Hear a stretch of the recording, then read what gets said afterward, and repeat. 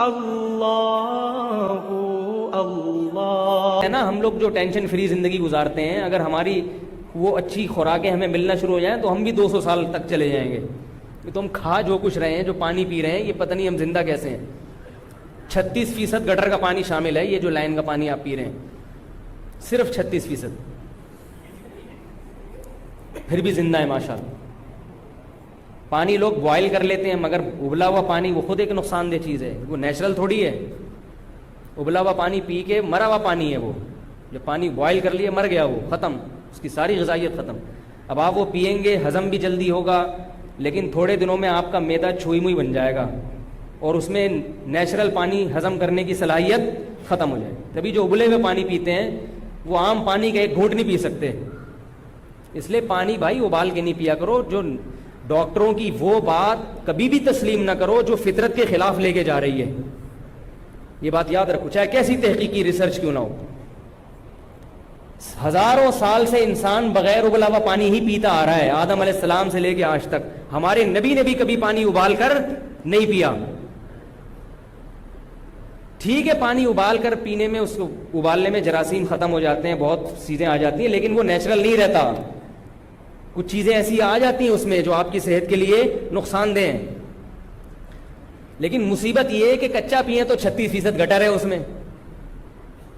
Filter کر کے پیئیں تو کچرا تو نکل جائے گا، مگر گٹر کے جراثیم تو نہیں نکلیں گے نا اس میں.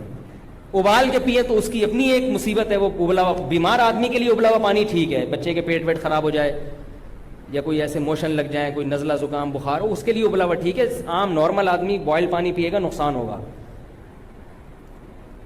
ریزسٹنٹ پاور آپ کی ختم ہو جاتی ہے، بیماریوں کے خلاف دفاع کی قوت ختم ہو جاتی ہے. تو اب پھر پریشان ہے کہ پانی نہیں مل رہا ہمیں. آپ خود اندازہ لگاؤ کیا پیا آدمی. غصہ پیتے ہیں بس بیٹھ کے، اور کچھ بھی نہیں. اور یہ جو نیسلے کا پانی ہے یا دوسری کمپنیوں کا پانی ہے، یہ تو بہت ہی نقصان دہ صحت کے لیے ہے. اس میں منرل ڈالے جاتے ہیں آرٹیفیشل. آپ یہ پانی ذرا گرم کر کے پیو، آپ کو کھٹا محسوس ہوگا. تو اس لیے سب سے بہتر پانی وہ ہے جو لائن میں آ رہا ہے، اس کو فلٹر کر کے پی لیا کرو بس. اور 36% گٹر کو اگنور کر دو. کیونکہ انسان جب یہ ہوتا ہے نا، اس میں خود بخود ریزسٹنٹ پاور پیدا ہو جاتی ہے. جس علاقے میں کا پانی پیے گا تھوڑے دنوں میں اسی کا عادی ہو جائے گا. تو اس کے علاوہ اور میں نے بہت اس پانی پہ تحقیق کی ہے، بہت لوگوں سے ملا ہوں کہ پانی کون سا پیے.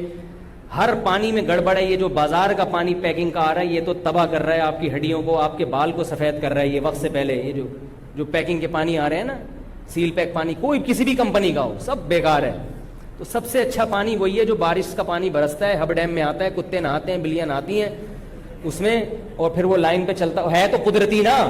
پھر وہ گورنمنٹ اس کو فلٹر کرتی ہے. ایسا نہیں ہوتی گورنمنٹ، ایسے اتنی بھی نالائق گورنمنٹ نہیں ہے. اس کو ریت بجری میں فلٹر کر کے تھوڑی سی کلورین ملاتی ہے، جراثیم مر جاتے ہیں، پھر وہ لائنوں میں آتا ہے. تو اس میں جو لائنوں کے اندر جو بلی اور کتے اور چوہے ہیں، ان کو چھاننے کے لیے آپ اپنے گھر میں کیا لگا لو، ایک فلٹر لگا لو، تاکہ ریت کچرا چھن جائے بس. اس کے علاوہ کوئی اور پانی پینے کی چندہ ضرورت نہیں ہے. یہی ہے.